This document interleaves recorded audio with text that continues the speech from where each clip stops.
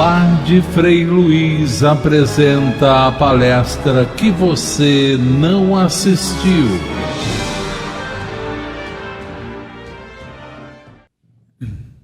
Graças a Deus.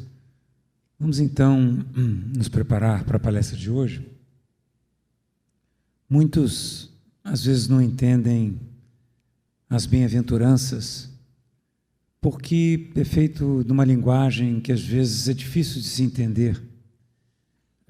Como bem-aventurança, aqueles que têm fome e sede de justiça, às vezes soa como alguma coisa que bem-aventurados aqueles que estão querendo, que a justiça seja feita pelas próprias mãos, ou que tem fome.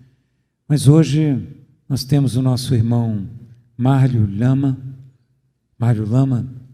que é palestrante espírita já da casa já de algum tempo, e ele trabalha também no grupo de estudos espíritas Rita de Cássia, e ele vem para nos falar exatamente sobre as bem-aventuranças, especificamente o bem-aventurados os que têm fome e sede de justiça, porque serão satisfeitos.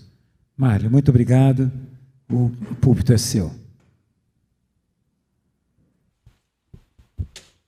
Boa noite a todos.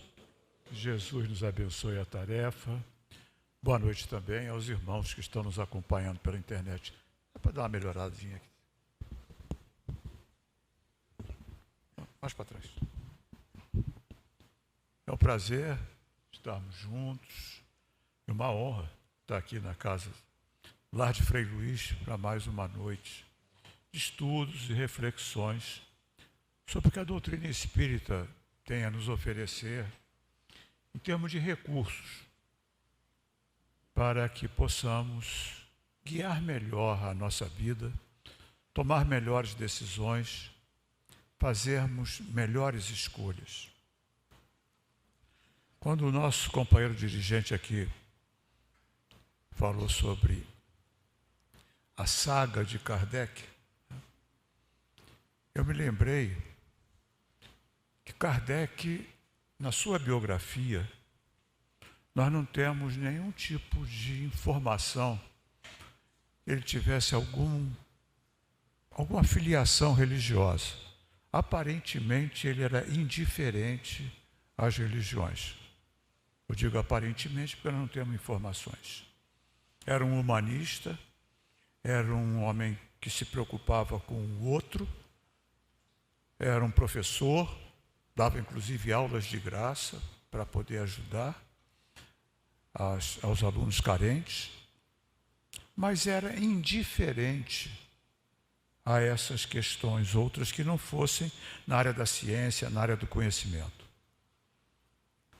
Quando ele é chamado para apreciar aquela fenomenologia de mesas girantes, pancadas, ele, a princípio, ele recusa. Isso é brincadeira de salão, tenho mais o que fazer. Mas, com a insistência, inclusive, principalmente de um amigo chegado, ele vai e assiste uma sessão daquelas em que havia essas manifestações, aconteciam essas manifestações. E ele realmente se toca, fica curioso, vai investigar mais, não se deslumbra. E eu gosto de lembrar que Kardec foi um dos pesquisadores do fenômeno, apenas mais um, porque foram muitos os cientistas, as pessoas da área do conhecimento que pesquisaram os fenômenos que ele pipocou em toda a Europa e também nos Estados Unidos. Então, existe um livro chamado A História do Espiritismo, escrito pelo Sir Arthur Conan Doyle, escritor das Aventuras de Sherlock Holmes, e que ele conta e fala, ele faz um apanhado de todos os pesquisadores dessa área. Então o fenômeno não foi estudado por um só, ele foi estudado por vários. O que Kardec fez de diferente, ele e seu grupo, foi de dar um desvio para a investigação do mundo espiritual, porque até agora ninguém tinha feito isso, apenas se constatou que o fenômeno era real e que era produzido de uma forma inexplicável pelas leis da ciência daquele tempo. Quando ele se toca, quando ele faz a pergunta para o fenômeno, quem são vocês? Porque mesa, cadeira, não tem inteligência para responder pergunta. Então, alguma força inteligente estava movimentando aquilo. Então, ele pergunta: quem são vocês? E a resposta: nós somos as almas dos homens que viveram na Terra e que hoje estamos numa outra dimensão, querendo conversar com vocês. E aí acende uma lâmpada. Numa outra dimensão, mas viveram na Terra, então eles morreram. Pô, mas morrer todo mundo vai. Eu não sei se vocês sabem disso, talvez seja uma notícia. É triste, é chato saber disso, mas morrer a gente vai. E só tem dois caminhos: ou não tem nada ou tem alguma coisa. Não tem jeito. Bom, não tem nada, não ter nada, não é exatamente um sentimento que a gente tenha. Mesmo os mais empedernidos materialistas, eles às vezes o são por falta de explicações razoáveis e suficientes que atendam a uma inteligência questionadora. Porque esse negócio de fogo eterno, céu, e fica às vezes, para quem questiona, um pouco inocente essas colocações. Só Jesus salva. E quem não conhece Jesus? Quem nunca teve a oportunidade de conhecer Jesus? E aquelas crianças que morrem na África de fome, numa mortandade horrorosa, que não conheceram Jesus, vão para onde? Se só Jesus salva. Então ficam, como explicar as diferenças gritantes que nós temos numa sociedade com uma só existência ou algo do gênero? Então Kardec tinha também essas dúvidas. Quando o fenômeno se manifesta dizendo que são espíritos, seres inteligentes que estão do outro lado, para onde nós vamos, afinal de contas, é melhor saber um pouco mais desse lado. Qualquer um de nós aqui que vai fazer uma viagem para um local desconhecido, se for prudente, vai pesquisar. Vai atrás, vai entrar no Google, vai fazer pergunta, saber qual é o clima, saber a alimentação, se for para o exterior, o dinheiro, os hábitos, costumes. Porque senão, os passeios, se vão... Opa, esse negócio aqui não está gostando muito de mim, não. Os passeios que se possa fazer, se vai a turismo, os locais perigosos, é a informação. Então, quando a gente chega nesse local, já deve ter reservado hotel, já sabe os passeios, já sabe mais ou menos o que vai fazer, ainda que possa ter algumas surpresas. Ora, se essa viagem que nós vamos fazer, ela é certa para o mundo espiritual, ele fez o quê? Perguntas sobre como funciona o mundo espiritual. Parte segunda do Livro dos Espíritos é toda ela a vida espírita, o mundo espírita. Como é que vai, como é que vem, por que vai, por que vem, planeja para vir. Como se formam as sociedades aí. Acabamos de ler aqui sobre os diversos graus de evolução dos espíritos. Quando ele percebe, então, que há uma diferença de arrumação das sociedades espirituais para as sociedades terrenas, dá um estalo na cabeça dele. Que diferença de arrumação é essa? Aqui, no mundo material onde nós estamos, força da lei da gravidade, nós somos todos misturados. Bons, maus, mais ou menos, acelerados, santos. Nós estamos todos misturados, uma sociedade muito heterogênea. Mas no mundo espiritual, a coisa funciona de forma diferente. Porque nós temos um corpo espiritual, que é um corpo vibratório, é energia, massa e energia. No tempo de Kardec não se tinha essa informação, que massa e energia são a mesma coisa em estados vibratórios diferentes, só com Einstein, que a gente vai ter isso no século passado, início do século passado.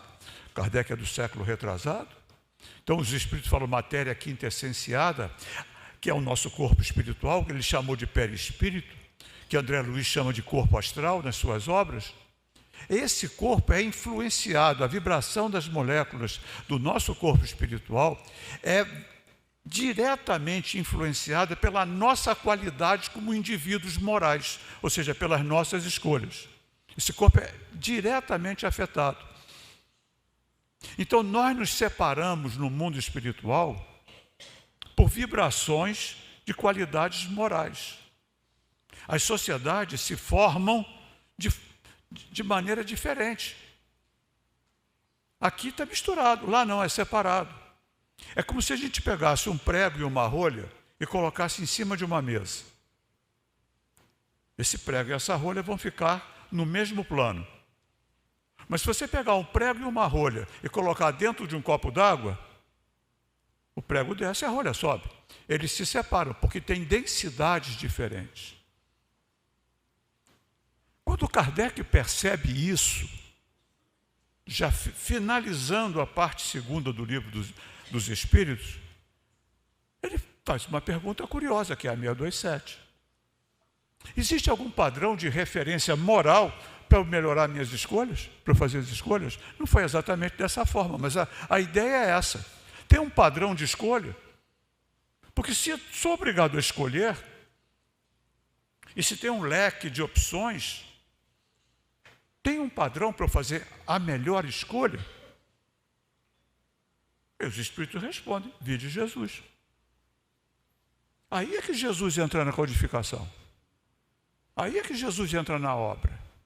E ele vai então para a parte terceira do livro dos Espíritos, as leis morais, a parte quarta das consequências. Depois ele vai fazer o livro dos médiuns, que é um manual de investigação do mundo espiritual, e vai para o Evangelho segundo o Espiritismo, onde ele faz uma arrumação muito interessante. Ele pega uma passagem do Evangelho, uma decorrendo da outra na medida do possível, ele faz a sua interpretação, a sua avaliação, e depois coloca as instruções dos Espíritos, avalizando aquilo que ele tinha nas suas reflexões da mensagem do Cristo. Então Jesus é a referência moral. E aí nós vamos para o tema que nos foi proposto. Uma proposta de Jesus de felicidade. O Sermão da Montanha foi a maior de todas as palestras já proferidas nesse planeta. Até hoje é atual. É a maior de todas. Não tem palestrante igual. E no Sermão da Montanha, Jesus vai dividir em 3 partes. Se a gente olhar, mais ou menos 3 partes. Existem muitos pesquisadores e teólogos que esmiuçaram, mas basicamente 3 partes. Ele fala de felicidade. Opa, felicidade não é o que a gente quer? Só que ele fala de felicidade de uma forma diferente, valores diferentes. Porque todo o ensinamento de Jesus tem foco na vida espiritual. Todo. Pega as parábolas, a maioria delas, o reino dos céus se assemelha a o Senhor foi dar uma festa. Todo o ensinamento de Jesus foca em vida espiritual, em qualidade de vida espiritual. Então ele fala de felicidade. Depois ele fala de escolhas, das condições para essa felicidade. Quando for dar esmola, não saiba a tua mão direita o que faz a esquerda. Quando você for orar, ele vai falando das condições. E fecha com a advertência. Uma advertência severa. Aquele que ouve estas minhas palavras e as pratica é semelhante ao homem prudente que construiu a sua casa sobre rocha. Eu não sou engenheiro civil, mas eu sei que construir sobre rocha precisa muito esforço para botar os alicerces da casa, para botar lá as estacas. Eu tenho um querido amigo que foi um dos engenheiros que construiu o túnel Rebouças, da equipe que construiu o túnel Rebouças. Aquilo deu um trabalho para tirar aquelas rochas enormes. Então, construir sobre a rocha dá muito trabalho. Então, quando Jesus fala, o homem, assemelha-se ao homem que construiu a sua casa sobre rocha, teve muito trabalho. E aí vieram os ventos, subiram as águas, os rios, e a casa resistiu, porque ela tinha fundações, ela tinha alicerce. Mas aquele que ouve estas minhas palavras e não as pratica, é semelhante àquele que construiu a sua casa sobre a areia. Terreno instável. Na hora que vier o temporal, na hora que vierem as chuvas, que os rios subirem, que os ventos baterem, essa casa não tem fundação. Ela é uma casquinha de nós, ela vai cair. Então é uma advertência para aquele que conhece e pratica ou não pratica. Só que as bem-aventuranças, as condições de felicidade que Jesus coloca, são 8, são muito diferentes do que na terra nós possamos entender por condições de felicidade. O nosso móvel de nossas ações é normalmente a busca daquilo que a gente entende por felicidade. Pode estar errado, mas é o que a gente faz. Comportamentos autodestrutivos, somente quem está muito lesionado mentalmente. Nosso comportamento, todo o nosso leque, nosso conjunto de escolhas é para aquilo que a gente entende como confortável, como prazeroso. Então, uma boa casa, um bom carro, uma boa refeição, tudo isso a gente pode entender como condições de felicidade, saúde corporal. Mas tudo isso é instável. Família é importante, mas é temporário. Todas as condições materiais são temporárias, por mais importantes que sejam. Eu tenho 2 netos, é a minha paixão. Mas eu não sou avô, eu estou avô. Eu não sou pai, eu estou pai. Eu não sou palestrante, eu estou palestrante, porque tudo aqui na Terra é temporário. Então, como construir felicidade em cima de algo temporário? É construir na areia.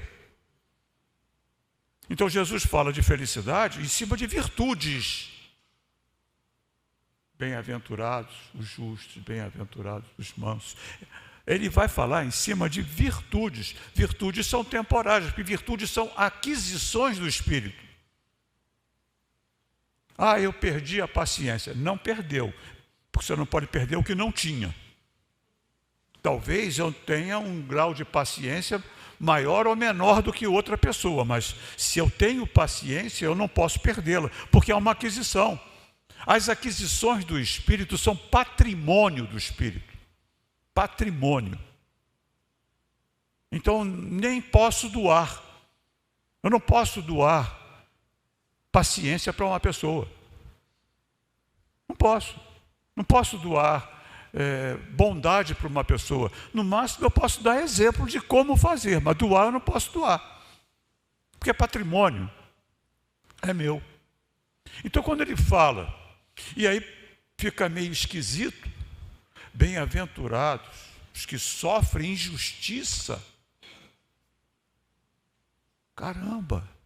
Mas que coisa confusa, contraditória, porque sofrer uma injustiça é algo muito ruim, porque serão consolados. Se isso não for visto pela ótica do espírito imortal, é um engodo. Como Kardec fala lá no capítulo 5, bem-aventurados os aflitos. Se você não olhar para as bem-aventuranças pela ótica do espírito imortal, é um engodo. Porque que injustiça é essa que eu sofro? Aqueles que sofrem perseguição da justiça. Porque tem dois tipos de justiça. Nós temos a justiça dos homens e nós temos a justiça divina. A justiça dos homens, por ser humana, ela é imperfeita. Eu tenho que ficar de olho nesse negócio aqui. Ela é imperfeita, porque imperfeitos somos nós. O que é justo ou injusto dentro de uma sociedade? Aquilo que está no código da sociedade, nas constituições, nos códigos. Os códigos são feitos por quem? Pelos homens. E normalmente pelos poderosos. Que normalmente são meio tendenciosos. Tem não vou chamar de filósofo, mas um pensador do século XIX, chamado, eu até anotei, Otto von Bismarck, um alemão, foi chanceler alemão, e ele tem uma frase atribuída a ele que diz o seguinte: se os homens soubessem como são feitas as salsichas e as leis, não comeriam umas nem respeitariam as outras. É mordaz, né? É mordaz. Porque a lei é feita pelos poderosos para proteger os interesses dos poderosos. Vem evoluindo como na sociedade, claro, se nós formos olhar os códigos, as leis de 200 anos atrás, é óbvio que a gente está muito melhor do que isso. É óbvio. Porque a nossa justiça ela é parcial. Quando fere o meu interesse e quando o meu interesse não está em jogo. Tem um filósofo, professor de filosofia da Universidade de Harvard, nos Estados Unidos, chamado Michael Sandel.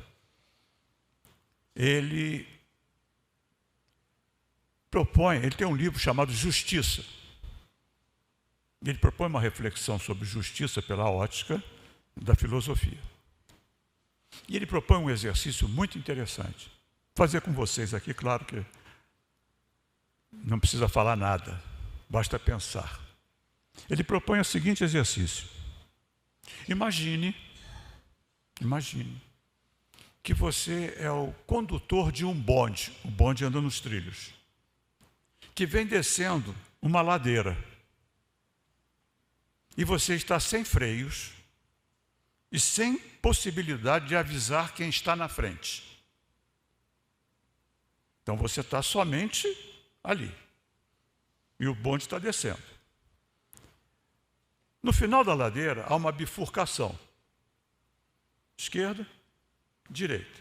Então você tem o controle de virar o bonde para a direita ou para a esquerda. Na esquerda, tem um homem trabalhando nos trilhos. Você não tem como avisar. Não tem como gritar, não tem como fazer nada. Tem um homem trabalhando nos trilhos. Na direita, tem 5 homens trabalhando nos trilhos. Para que lado você vira o bonde? Bom, o da esquerda é teu filho. Para que lado você vira o bonde? É para pensar. É para pensar. Porque quando o interesse pessoal entra em jogo, a nossa tendência é de atender ao interesse pessoal. Porém, a lei divina não visa interesse pessoal. A lei divina é justa. E a lei divina é muito simples. Tão simples que até pensadores que não são religiosos entendem quando eles têm uma visão de conjunto. Há um pensador escocês chamado Robert Stephenson, ele tem uma frase que eu acho lapidar. Um dia, mais cedo ou mais tarde, todos nós nos sentaremos para um banquete de consequências. Isso é justo. Porque consequência é resultado das nossas escolhas. Eu sou uma pessoa que falo muito de escolha. Toda palestra que eu falo de escolha. Por que eu falo de escolha? Porque escolha é a única coisa que nós somos obrigados a fazer na vida. Mesmo quando a gente não escolhe, nós estamos escolhendo não escolher. E toda escolha, ela implica em renúncias e ela implica em consequências. Ou seja, sacrificar as outras opções, quando nós não podemos ter todas. Então, quando você entra num restaurante e tem um cardápio, você não pode pedir todo o cardápio. Você vai escolher um prato do cardápio e vai usar critérios. Critérios são seus, pessoais. Eu não gosto de carne, não como carne, sou vegetariano. Então, a parte de carne não entra mais. Na escolha, vai lá para a parte vegetariana. Eu gosto de carne, eu quero um bife, então vai lá para a parte da carne. Na hora que você determina aquela escolha, usando o seu critério, saúde, ser saudável, prazer, seja lá o que for, renunciou a todo o resto do cardápio. E a consequência é o prazer ou algo do gênero. E se você abusa também por escolha, a consequência na madrugada é terrível. Aí bota a mão na cabeça, meu Deus, onde é que eu estava com a cabeça que eu fiz uma escolha, comi feijoada desse jeito? Estava lá na hora, se permitiu a escolher exagerar. E isso é justo, sofrer as consequências das nossas escolhas. É justo. Porém, sem a visão de vida espiritual, fica muito difícil, ou impossível, como Kardec coloca, entender essa justiça divina de semeadura e colheita. Porque muitas vezes a colheita ela vai se dar muito mais à frente. Quando você planta couve, alface, colhe em 1 semana, 15 dias. Mas quando você planta jabuticaba, dizem que leva 40 anos para dar. Não sei, só sei de jabuticaba de comer. Mas dizem que leva 40 anos. Então tem um tempo entre a semeadura e a colheita. Muitas vezes o tempo entre a semeadura e a colheita vai ser feita no mundo espiritual ou nas vidas subsequentes. E aí entra também o conceito da doutrina espírita de reencarnação. Porque nós temos um passado, como espíritos imortais que nós somos, e um passado de milênios de encarnações. O Homo sapiens está na Terra há 200 mil anos, mais ou menos. Porém, há muita imigração de outros planetas para cá, vide exilados de capela, que a gente aqui dentro da casa espírita de vez em quando fala, sobre os exilados de capela. Emmanuel fala disso no livro A Caminho da Luz, de espíritos que vieram de outro orbe para a Terra para processos expiatórios. Então, espíritos muito mais antigos dos que estavam na Terra. Então, nós temos milênios de escolhas e de consequências. Como nós somos, isso aqui é um planeta, por definição de provas e expiações, prova todos os mundos são, exceto os mundos perfeitos. É como são séries escolares. Então, uma série escolar é um determinado nível de conhecimento que ali é aplicado e do qual tem que ser aferido. Então, você tem uma série escolar, o que o professor faz? Divide o ano em dois semestres. Depois divide o semestre em 2 ou 3. E a cada período ele aplica o quê? Uma matéria e uma aferição, uma prova. Então, em prova, todos nós estamos. é o desenvolvimento dos potenciais intelectuais e morais que nós possuímos em germe. Então, toda prova implica em esforço e dor. Esforço e dor. Falei do meu neto. Meu neto tem 15 anos. Há alguns anos ele treina para ser tenista profissional. 8 horas por dia de treinamento, todo dia. É um esforço. E muita dor. Porque ele tem uma meta, ele tem um foco. Não sei nem se ele é bom ou ruim, porque eu não entendo bolhufa de tênis. Só vejo aquela bolinha para lá e para cá, mais nada. Mas ele tem um foco. Então tem que se preparar fisicamente, tem que se preparar na parte alimentar, tem que fazer muita renúncia para poder manter a forma e disputar lá os campeonatos. Há uma renúncia grande, mas há uma meta. Então isso é prova.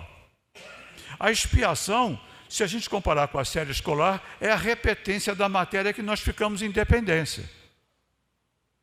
Não passamos. Tínhamos a competência para passar, mas não passamos. Esses são chamados processos expiatórios. Onde é que você vai sofrer a consequência do processo expiatório? No ano seguinte, repetindo a matéria. Então, como nós somos espíritos que temos as nossas provas, ou seja, o nosso esforço evolutivo, ninguém vem na Terra a passeio. Eu tive uma querida amiga, já desencarnada, palestrante fantástica, que ela tinha uma frase, pelo menos eu ouvi essa frase dela, que sempre me marcou muito, professora Zilda Alvarenga. E ela dizia o seguinte: a gente encarna com uma carteira de trabalho e não com passaporte de turismo. Então a gente veio aqui trabalhar, a gente veio se desenvolver, a gente veio fazer algo, ter um propósito. O psiquiatra, neurologista, Dr. Viktor Frankl, ele fala sobre a falta de um sentido na vida, a falta de um propósito, cria o que ele chama de vazio existencial. A pessoa pode até atingir grandes ganhos financeiros, mas ela é vazia. E aí vai tentar preencher esse vazio com o quê? Droga, sexo, ou seja, jogo, seja lá o que for. Vai estar muito bem sucedido na vida, mas toma antidepressivo. A pessoa que toma antidepressivo, ela não pode estar bem. Ela está precisando, ela está com algum tipo de dificuldade. Pode estar maravilhosamente bem financeiramente, mas ela não está bem. Porque talvez não esteja atingindo o seu propósito. Cada um de nós tem um propósito. Tem que dar um sentido à vida. A gente vê aqui um grupo de médiuns, trabalhadores, dirigentes, todos voluntários. Isso é propósito. De se doar um tempo, alguma coisa para o próximo, de alguma forma, de algum jeito. Isso é propósito. Isso preenche a finalidade da nossa existência. Então você pode ser pipoqueiro, engenheiro, físico nuclear, médico. Aqui está preenchendo o seu propósito, ajudando o outro. Isso é propósito de vida. Também pode ser propósito mesmo. Profissões remuneradas, nada contra ser remunerado. A remuneração é necessária, mas é um propósito. Eu vi agora, recente na internet, um médico, e ele falando que ele, como médico, e ele é médico também de SUS, que ele não manda o paciente entrar. Ele sai da mesa dele, da sala dele, e vai buscar o paciente na sala. Eu achei isso muito interessante, porque ali ele já está começando a analisar o paciente, ali ele já está fazendo um diagnóstico, ali ele já está dando ao paciente conforto e sustento. Já viu que tem uns médicos assim, próximo, lá de dentro.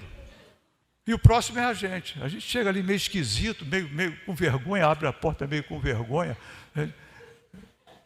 Senta aí. E a cara dele está no computador. O que você está sentindo? Nada, passou, não vai embora.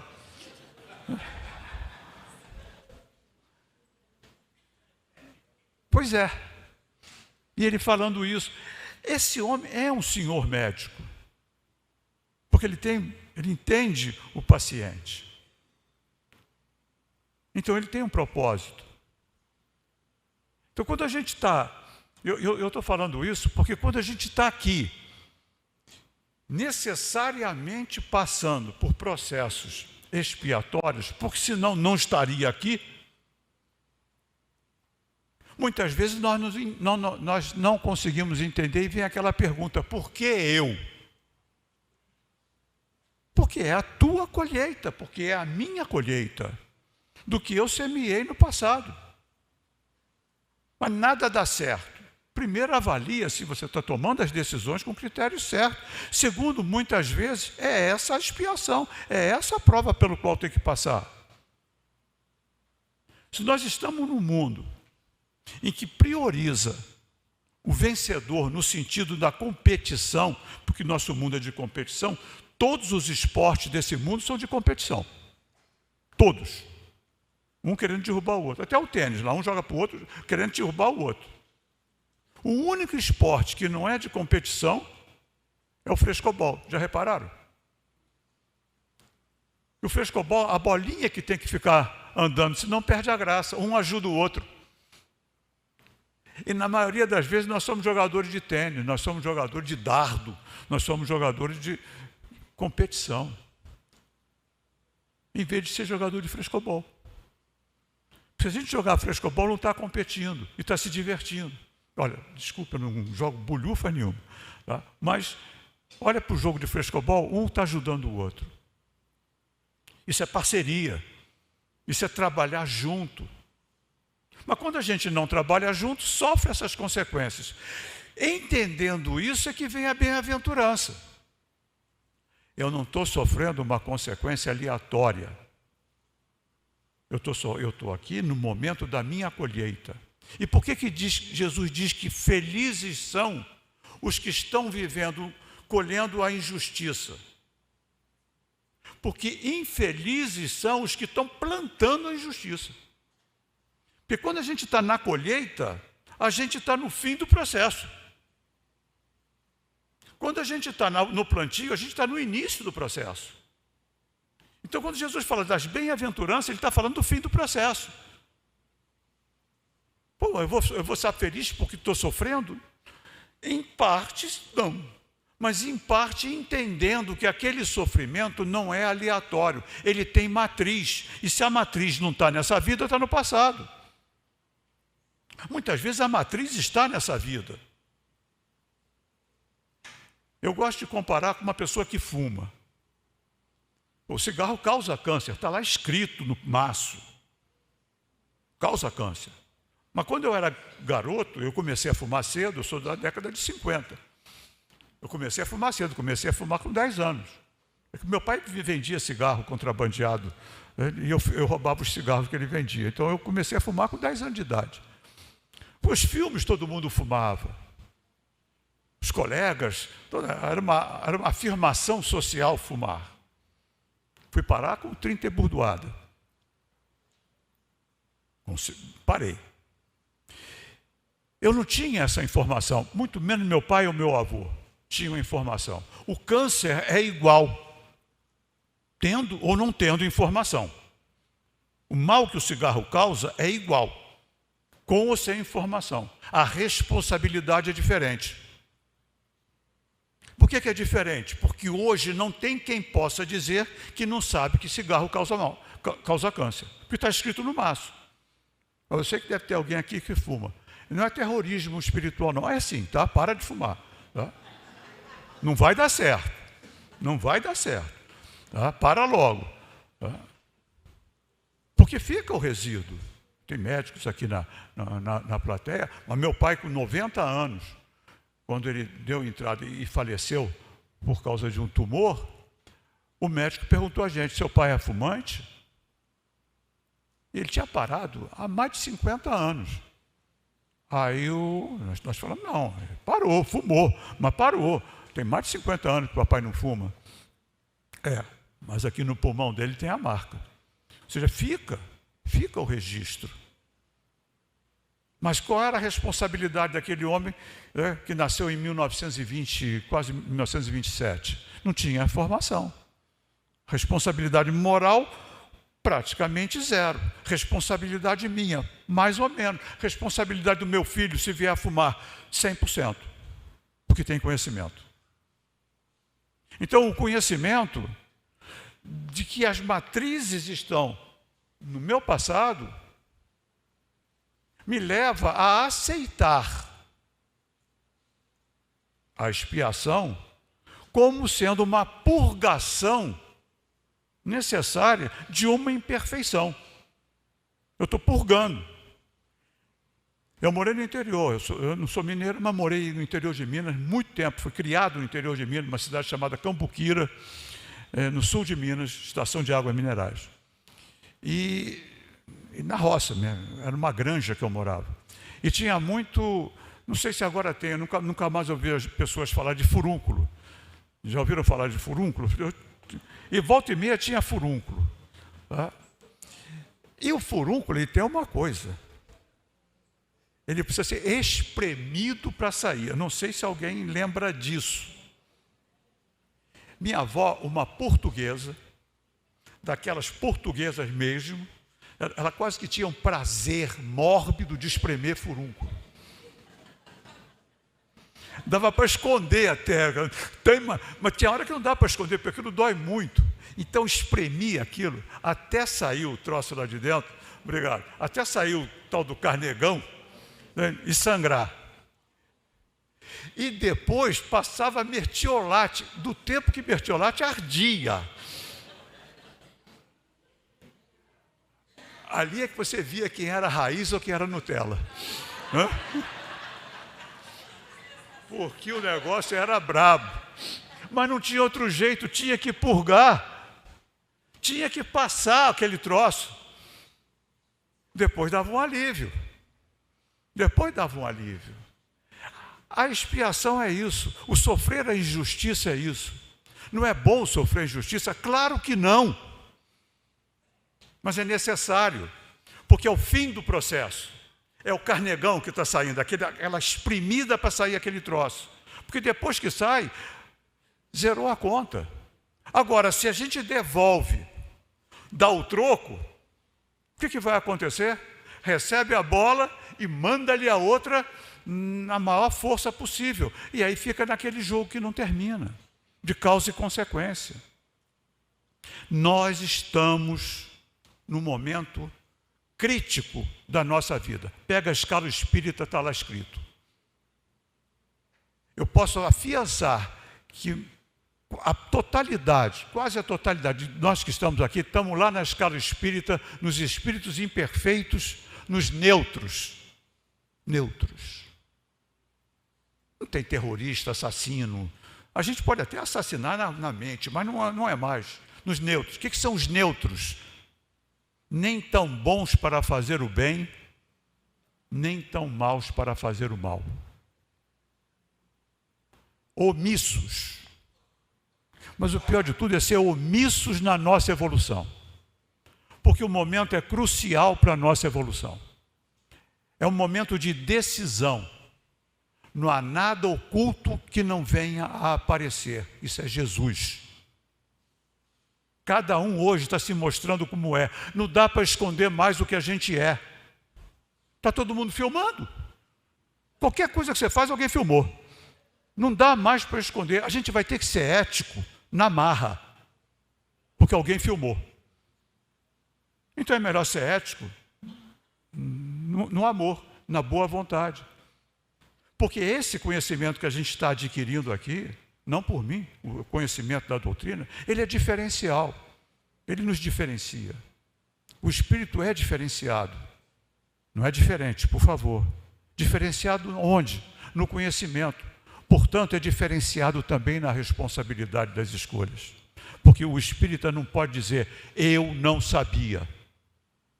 Sabe, não faz porque não quer. Não faz por escolha. Não mais por ignorância. Bom, esse é o mote do ensino de Jesus. Está aí, 2000 anos, nas nossas mãos. Os espíritos disseram para Kardec: vide Jesus. O manual está aí, está pronto. É um GPS espiritual, o Evangelho é GPS espiritual. Vai nos guiar para estados melhores no mundo espiritual. E que Jesus nos abençoe. E muito obrigado pela atenção de todos. Muita paz. Obrigado.